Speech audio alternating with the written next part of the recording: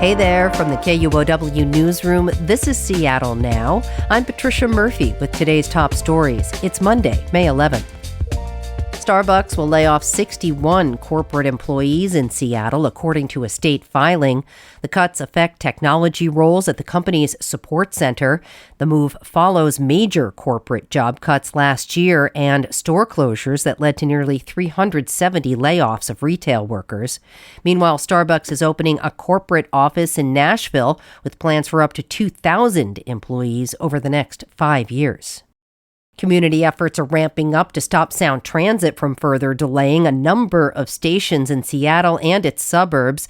A station at Graham Street in South Seattle was first promised in the 90s. That's according to organizer Violet Lavatai, who spoke today at a rally outside Rainier Barbecue on MLK Boulevard. We are not an afterthought.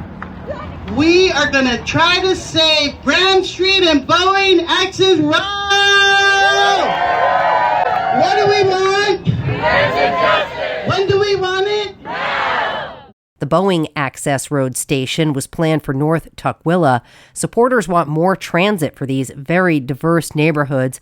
Both stations could be delayed indefinitely as part of a cost-cutting plan the Sound Transit Board will begin to consider May 28th.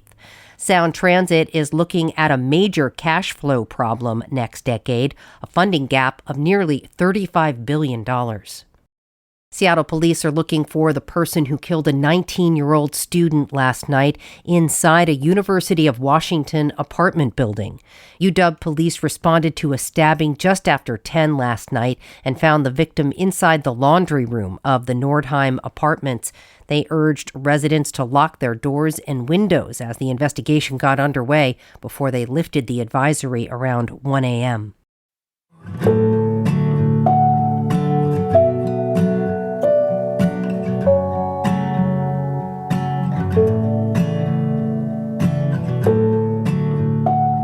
Seattle hotels will have to figure out how to lure visitors to fill empty rooms this summer. That's because many are seeing slow bookings for the FIFA World Cup. KUOW's Ida Massoud has more. The State Hotel overlooks Pike Place Market and is just a few minutes from Lumen Field. Ann Johnson, the hotel's general manager, says she expected a surge of demand from people attending the World Cup, but bookings for June are actually down 7% from last year. I don't know if I necessarily thought we'd be sold out by now. However, I did expect our occupancy to be a bit higher than it is right now. A recent industry group report found around 80% of hotel operators in World Cup host cities say bookings are below expectations. The report blames high costs, visa restrictions, and geopolitical concerns. In response, some hotels are now lowering rates. Others, like the State Hotel, are relaxing cancellation policies. Johnson says she's hopeful that last-minute visitors will fill rooms. The first World Cup match in Seattle takes place in just over 5 weeks. I'm Ida Massoud, KUOW News. A dead gray whale washed up on Washington's coast on Friday, making it the 18th to do so this year. It was found on the Long Beach Peninsula. The Cascade Research Collective says the whale showed signs of malnutrition and likely trauma. Gray whales are currently migrating from the equator to their feeding grounds in Alaska, but some marine biologists say many are not making it all the way because they're running out of energy and food.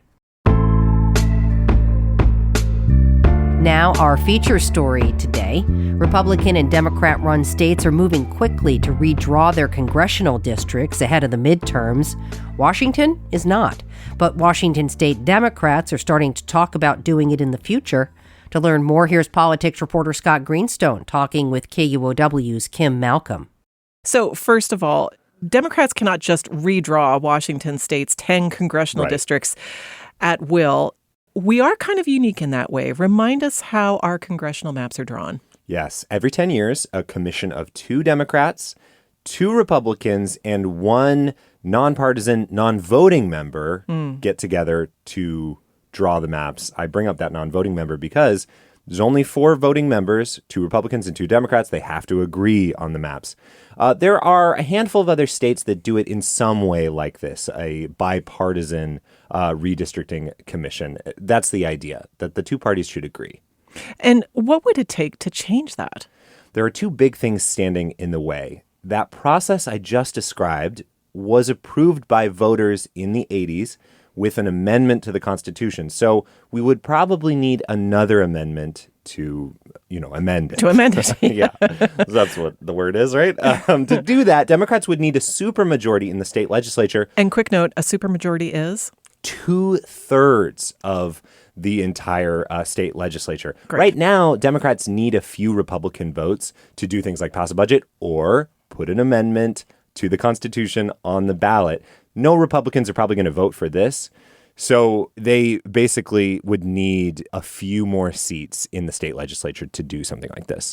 How close are they to a supermajority? And if Democrats got there, would they move forward towards redrawing the state's maps? There was a proposal earlier this year that didn't get anywhere.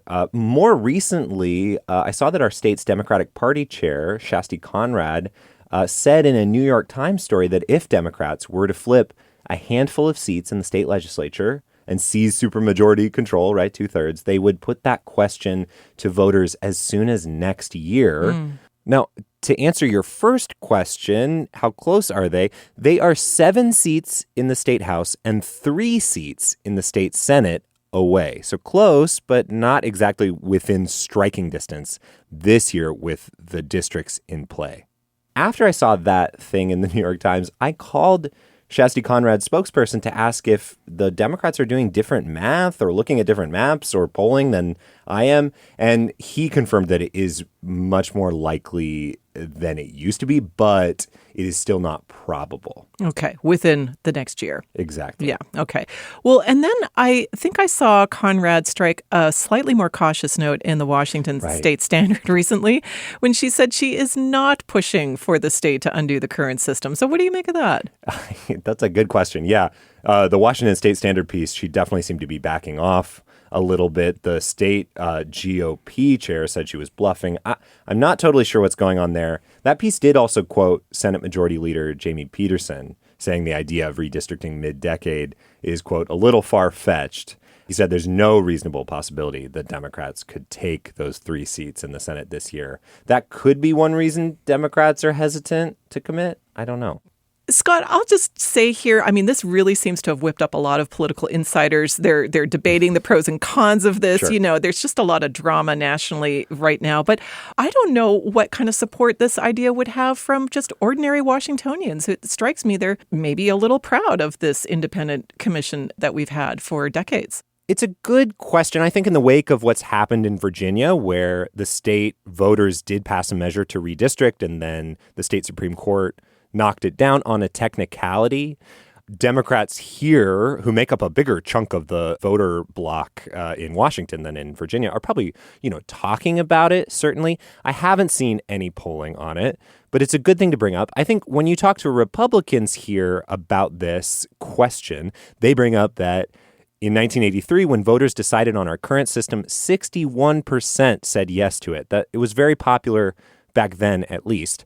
But I want to note that when you ask those same Republicans about what's going on in other states, none of them, as far as I have seen, have spoken out against what Trump has asked Texas Republicans and what Republicans in other states are doing to gerrymander and take away seats from Democrats.